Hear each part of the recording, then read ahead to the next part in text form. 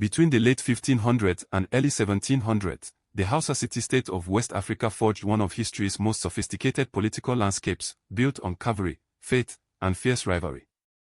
Kano, Katsina, Kebbi, Zamfara, and Gobe were not isolated kingdoms, they were rival powers locked in a constant struggle for dominance over one of Africa's wealthiest trading regions. Facing Katsina's growing power and a devastating Kororofa invasion, Kano's ruler Muhammad Zaki turned to Islamic scholars, purchasing sacred talismans before launching his desperate counterattack. The Kororofa people struck Kano with overwhelming force, dealing a devastating blow that crippled the kingdom's military and forced its rulers to seek both divine and earthly help. When Katsina rejected peace and struck again, Kano's new ruler Muhammad Nazoki met them at Kore, and this time, it was Katsina that suffered defeat.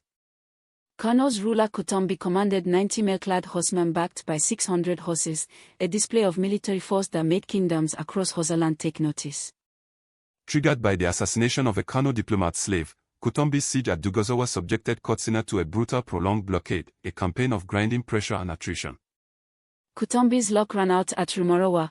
Caught in a surprise attack, the great Kano military commander fell on the very border he had fought so hard to control.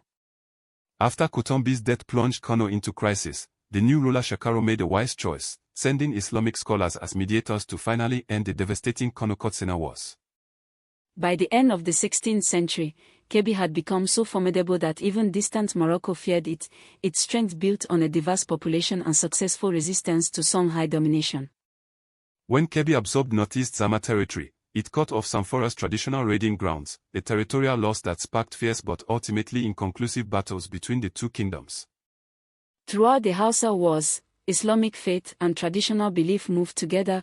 Rulers sought the counsel of scholars and the protection of sacred talismans before every major campaign.